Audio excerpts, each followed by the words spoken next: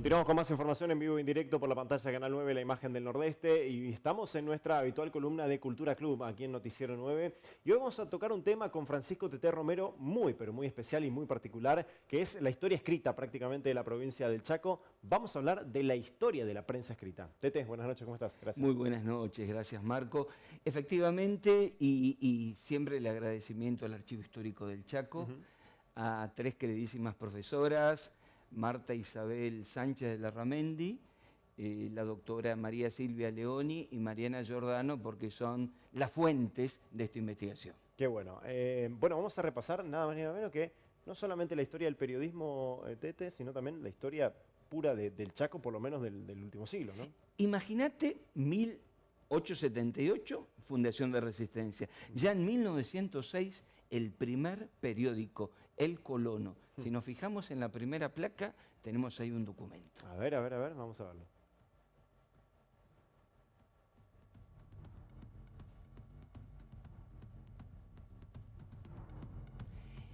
El Colono. Esto está en la biblioteca de la Gran Escuela Zorrilla. 1906, tamaño sábana, a 5 columnas, 2 páginas, el primer periódico. La diferencia entre periódico y diario salía solamente los jueves cada 15 días. Mira. Todos extranjeros, italianos, 4 correntinos y un solo chaqueño, fundador y director, Emilio Rodríguez Román. La característica del Colono: fue el primero que empezó a pedir desde 1906 hasta que terminó en 1922 que el Chaco necesitaba representación parlamentaria, porque se elegía a nuestros gobernadores desde Buenos Aires. Claro, el territorio nacional. Y una columna especial de Italia, para seguir, dado que la colectividad era italiana, seguir los grandes sucesos. Te podría decir que fue la primera formación cívica, la lectura del Colono, que llegaba a todo el territorio. Si te parece, vamos a la segunda placa. Dale, cómo no, por supuesto.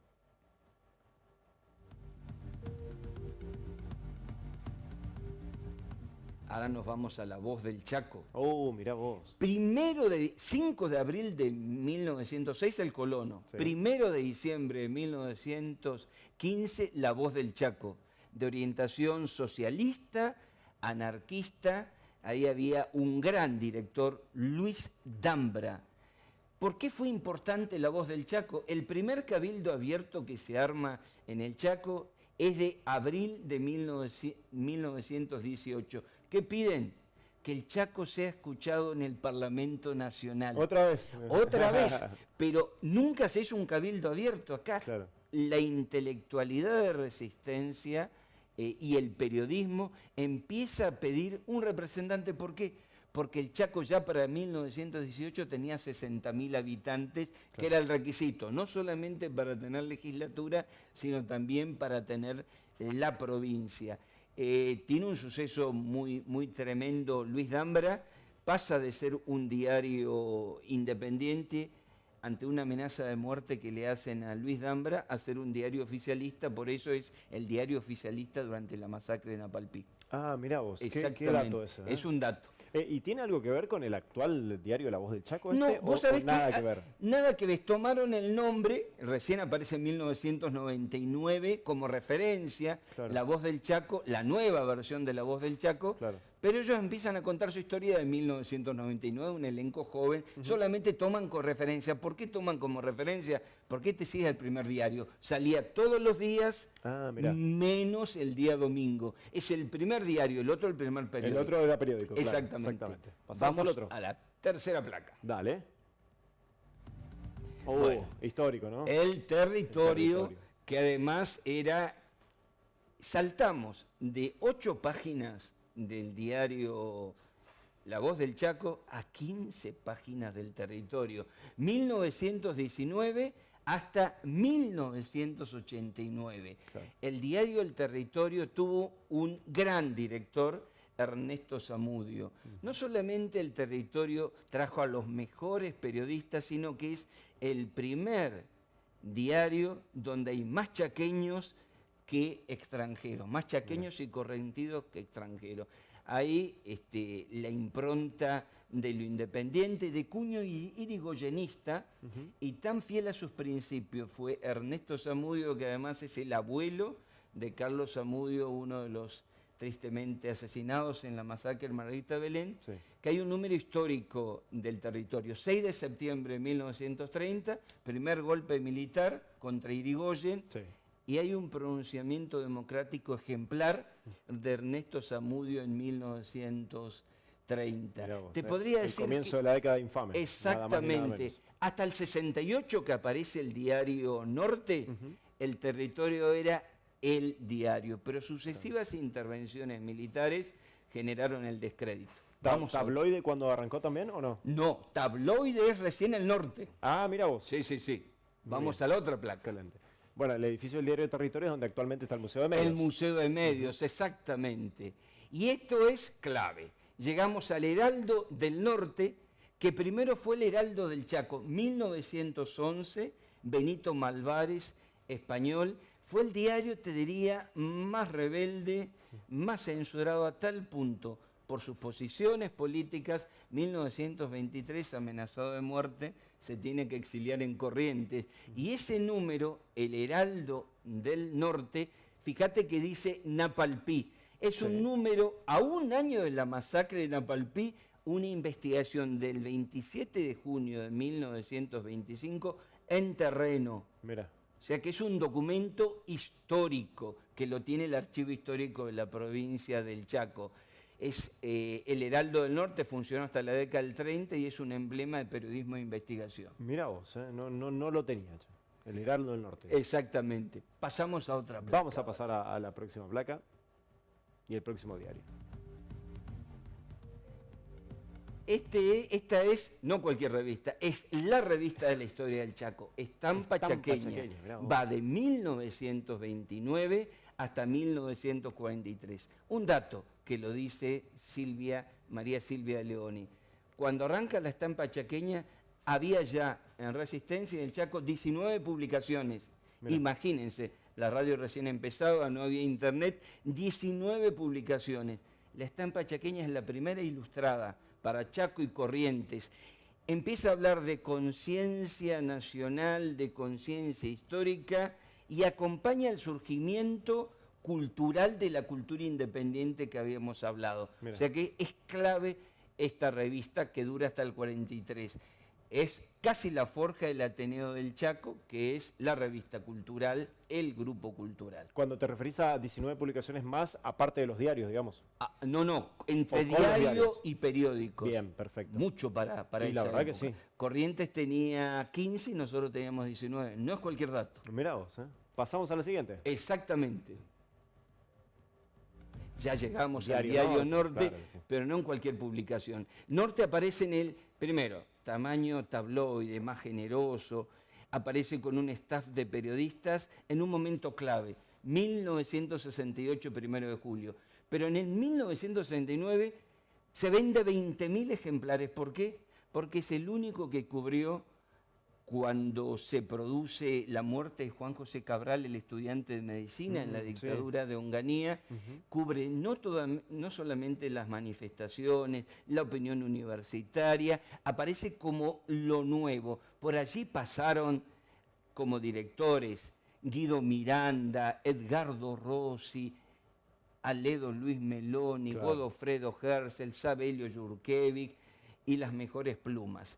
Y aparece como un diario independiente. Mira, en 1976 en el golpe le prohíben al Norte sacar el número del 24 de marzo. Mirá.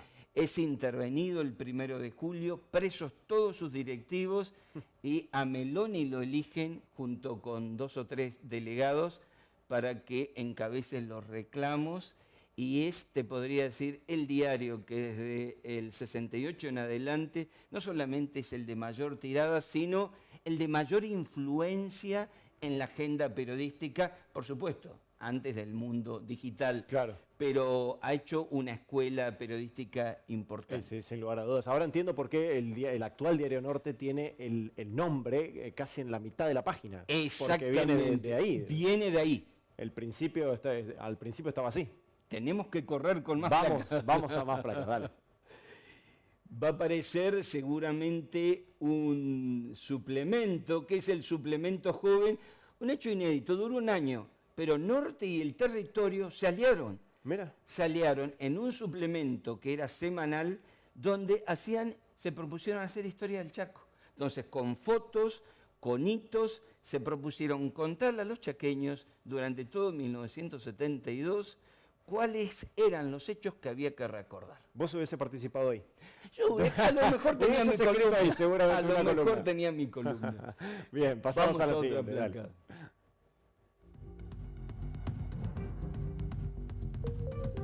El crisol. El crisol, mirá. 1975-1979. Ahí estuvo la primera mujer periodista de la prensa gráfica que había iniciado en el Territorio en la década del 60, Adolfina Mondín, gran poeta, Cristina Mata, una joven Cristina Mata, Bosquín Ortega, Luis Alarcón, el Bocha Pereira, desaparecido también, a Margarita Belén, Ricardo Brizuela, su director, y era, te diría, la voz más joven y rebelde.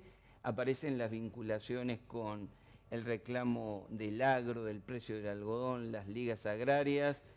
Sus periodistas son encarcelados y en el 79 tan intimidado estaba por la dictadura su director que tuvo que cerrar. Pero fue el que terció como una alternativa entre el Territorio y el norte. Claro.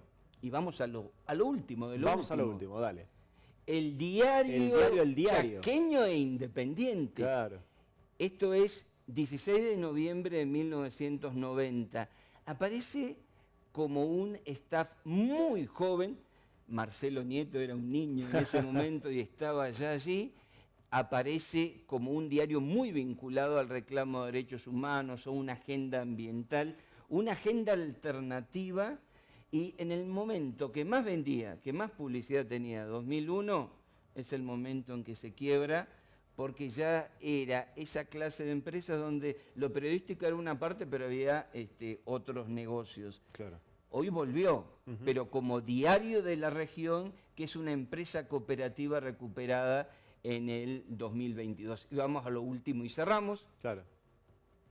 ¿Qué es lo nuevo? Es decir, La Voz del Chaco en 1999 y Primera Línea en 2003, que son los diarios que más rápidamente tuvieron plataformas e interactuaron virtualmente. Primera Línea tiene una sección de noticias virales, porque todo el tiempo está linkeando con la cultura digital. Claro. Para cerrar, no se puede explicar la formación de una conciencia ciudadana en el Chaco si no agregamos en la historia del periodismo gráfico. Tete, gracias. Más que interesante tu columna del día de hoy, así que hemos hecho un repaso por la historia del periodismo gráfico de la provincia y seguramente más de alguno del otro lado habrá leído varios de estos diarios. ¿Sí? Seguro. ¿No? A todo galope el día de hoy. Gracias, Tete. Gracias a vos. Francisco Tete Romero, con su columna de Cultura Club aquí en Noticiero 9 Central.